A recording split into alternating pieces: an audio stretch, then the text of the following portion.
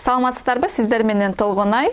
Сиздерге бүгүнкү видеодон Польшаны жакындатуу максатында Польшадагы жашоодун өзгөчөлүктөрү тууралуу айтып берели. Көп адамдар Польшага иштегенге, окуганга келүүнү каалашат. Ошондуктан бул видео менен сиздерди Польшага дагы жакындатабыз. Сөздү баштардан мурун сиздерге эскерте кетейин. Бул видеону аягына чейин көрүп, лайк басып, ой пикириңизди калтырыңыз. Ошондой эле каналга жазылууну унутпаңыз. Эгерде бул видео жакса, башка адамдар менен бөлүшүүнү дагы унутпаңыз. Анда баштайлы. Биринчи пункт бул климат. Кыргызстандан айырмаланып, Польшанын климаты суугураак келет. Көп учурда жаамгыр жаап, эшикте влажность болуп турат. Ошондуктан Кыргызстандын климатына көнгөн адамдар бул жакка келгенде кичине кыйналышы мүмкүн. Анын дагы бир себеби күз айы бат эле келип калат. Ошондой эле кышында абдан эрте караңгы кирип, саат 3-4-тө Польшада уже караңгы болуп калат. Эрте менен 7-8ге чейин караңгы болуп тура берет. Ошондуктан дагы бул дагы Кыргызстандын климатына көнгөн адамдарды кичине кыйнашы мүмкүн. Экинчи пункт бул бюрократия. Польшада кандайдыр бир документти бүтүрүү үчүн абдан көп убакыт сарпталат. Мисалы, карта часового побыту бул Польшада легалдуу жүрүү үчүн жасатылган документ.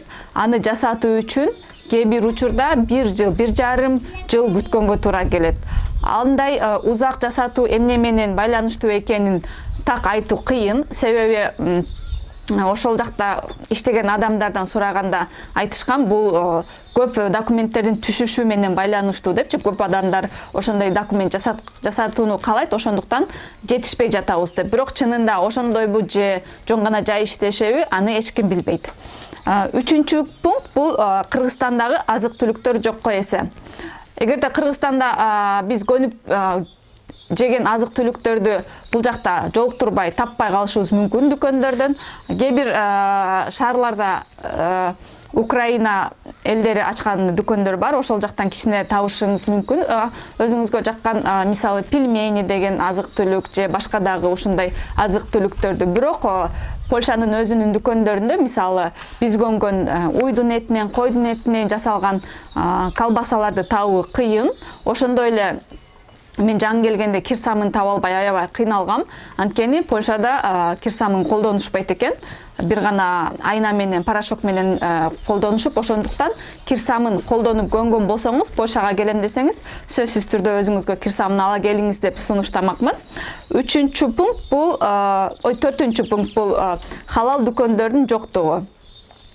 Польшада католиктер жашайт, ошондуктан халал азык-түлүктөрүнө көп көңүл бурушпайт. Бул нерсеге зарыл эмес алар, ошондуктан халал азык дүкөндөрү жокко эсе.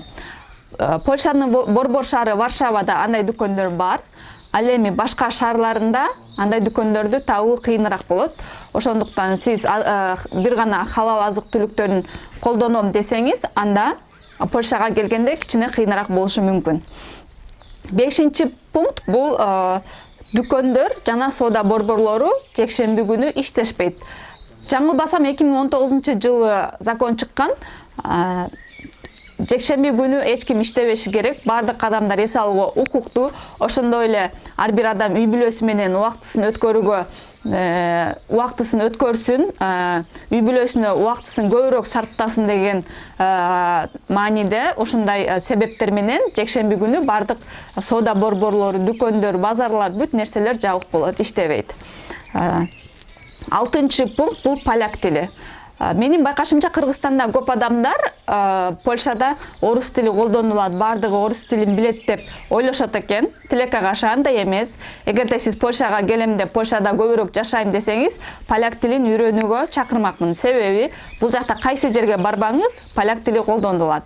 Кээ бир адамдар орус тилин же англис тилин билип жооп бериши мүмкүн сиздин суроолоруңузга, бирок көп учурда көп адамдар билбей калышы мүмкүн. Орус тили болобу, англис тили болобу же башка тили болобу. Ошондуктан поляк тилин үйрөнүүгө чакырмакмын. 7-чи пункт бул аптекалар. Кыргызстандан эмнеси айырмаланат? Кыргызстандан айырмачылыгы, мисалы, Кыргызстандан өзүң каалаган дарыны барып аптекадан сатып ала бересиң. Ал эми Польшада андай эмес. Польшадан дары сатып алуу үчүн сөзсүз түрдө дарыгерден рецепт керек болот, кагаз керек болот. Бул адам ооруп жатат, ушул дарыны алганга укуктуу деген кагаз керек. Болбосо эч бир аптекада сизге эч кандай дарыны сатпайт. Дагы бир чоң ыңгайсыздыгы бар мен үчүн алып, эгерде сизге дарыгер бир дарыны жазып 3 күн ичесиз деп жазган болсо, ал эми ал дары коробканын ичинде 20 же 30 таблетка болсо, аны толугу менен сатып алганга туура келет. Анткени Кыргызстандагыдай болуп таблетка кылып бөлүп сатышпайт. Бул дагы буну дагы эске алуу керек. 7-чи пункт бул мамлекеттик жана банктардын иш тартиби. Кыргызстанда билебиз, көп мамлекеттик мекемелер, ошондой эле банктар саат 6-га чейин, кээде 7-ге чейин иштеген банктар бар экен. Бул жакта андай нерсе жок. Эртең менен көп учурда 1-чи күндөн 5-чи күнгө чейин иштешет. Ошондой эле эртең менен саат 9-да, 10-да ачылат да, кайра 3-тө, 4-тө жабылып калат. Абдан ыңгайсыз, анткени көп адамдар иштейт, окуйт, жумушунан чыгып, окуусунан чыгып, жумушун бүтүрүп алайын дегенге жетишпей калат. Ошондуктан бул нерсе дагы абдан ыңгайсыз. 9-чу пункт бул ижарага квартира алып жатсаңыз, сөзсүз түрдө сизге ашыкча акча керек болот, себеби сөзсүз түрдө залог төлөнөт.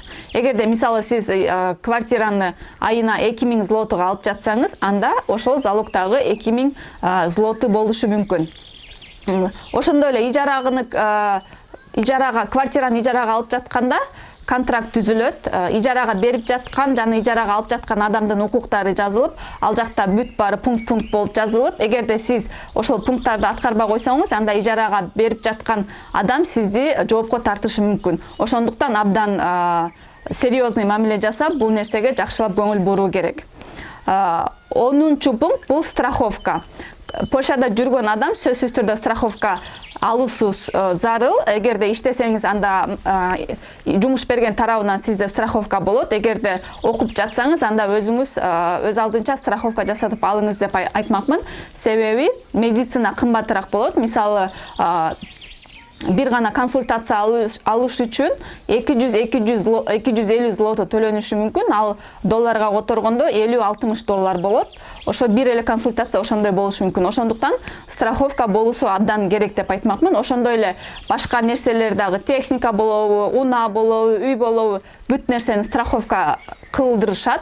Ал эми сиз эгерде бул жакка келип унаа алам десеңиз, сөзсүз түрдө страховка жасатууга чакырам. Себеби эгерде сиз страховка жок унааны айдап жүрсөңүз, анда чоң штраф алышыңыз мүмкүн. Ушул болду бүгүнкү менин айта турган нерсем. Эгерде видео жакса, дагы бир жолу айта кетейин, лайк басып, видео менен бөлүшүп коюңуздар. Ошондой эле сиздерде Польшага кантип келем деген суроо пайда болсо, анда бул жактан чыккан видеону көрүп, кантип келүүнүн жолдорун көрсөңүз болот. Көрүшкөнчө саламатта туруңуздар.